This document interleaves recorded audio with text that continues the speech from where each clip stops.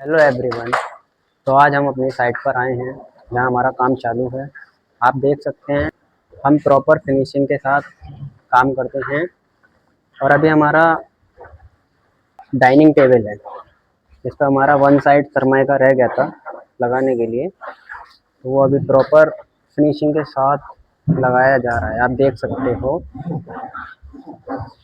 और बाकी का काम हमारा अंदर फ्लैट में होता है, मैं आपको लेके चलता हूँ। तो वाइस ये हमारा अंदर का फ्लैट है। ये हमारा अभी काम चल रहा है, मशीन चल रही है, तो मेरी वॉइस को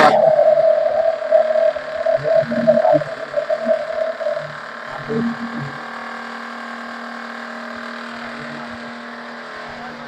आपको दिखा देता हूँ।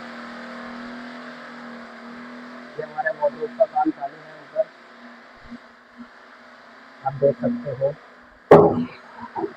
अभी हमने इसमें डोर वगैरह ऐड नहीं किया, आपको प्रॉपर डोर वगैरह ऐड करके फिर मैं आपको पूरा खोल दिखाता हूँ।